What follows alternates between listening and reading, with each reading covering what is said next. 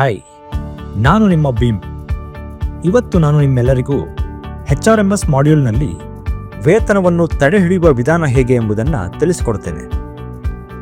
ಈ ಮೊದಲೇ ಹೇಳಿರುವಂತೆ HRMS URL ಟೈಪ್ ಮಾಡಿ, ನಿಮಗೆ ನೀಡಲಾದ ಯೂಸರ್ ID ಮತ್ತು ಪಾಸ್ವರ್ಡ್ ಅನ್ನು ನೀಡಿ, ಕ್ಯಾಪ್ಚಾವನ್ನು ಎಂಟ್ರಿ ಮಾಡಿ, ನಿಮ್ಮ ಮೊಬೈಲ್ ಸಂಖ್ಯೆಗೆ ಬರುವ OTP ಅಥವಾ ಒನ್ ಟೈಮ್ ಪಾಸ್ವರ್ಡ್ ಅನ್ನು ನೀಡಿ ಲಾಗಿನ್ ಆಗಿ.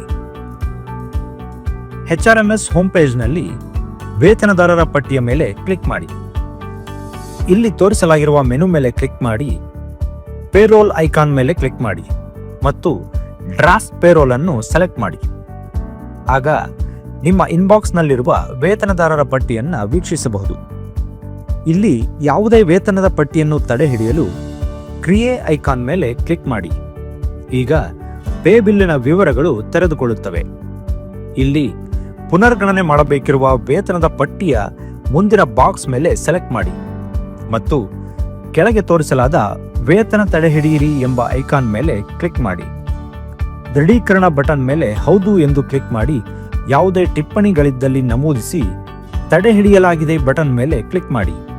ಅಲ್ಲಿಗೆ ಆ ವೇತನ ಪಟ್ಟಿಯನ್ನು ತಡೆಹಿಡಿಯುವ ಪ್ರಕ್ರಿಯೆ ಪೂರ್ಣಗೊಳ್ಳುತ್ತದೆ. ತಡೆಹಿಡಿಯಲಾದ ವೇತನ ಪಟ್ಟಿಯನ್ನು ವೀಕ್ಷಿಸಲು ಮತ್ತು ಪರಿಶೀಲನೆಗೆ ಕಳುಹಿಸಲು ಈ ಬ್ಯಾಕ್ ಆರೋ ಬಟನ್ ಮೇಲೆ ಸೆಲೆಕ್ಟ್ ಮಾಡಿ ಮತ್ತು ಇಲ್ಲಿ ತಡೆಹಿಡಿಯಲಾಗಿದೆ ಪೇಜ್ ಮೇಲೆ ಕ್ಲಿಕ್ ಮಾಡಿ.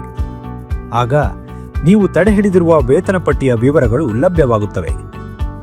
ಆ ವೇತನ ಪಟ್ಟಿಯ ಪಕ್ಕದಲ್ಲಿ ಈ ಬಾಕ್ಸ್ ಅನ್ನು ಸೆಲೆಕ್ಟ್ ಮಾಡಿ ಮತ್ತು ಮೇಲೆ ತೋರಿಸಲಾಗಿರುವ ಪರಿಶೀಲನೆಗೆ ಕಳುಹಿಸಿ ಎಂಬ ಐಕಾನ್ ಮೇಲೆ ಕ್ಲಿಕ್ ಮಾಡಿ.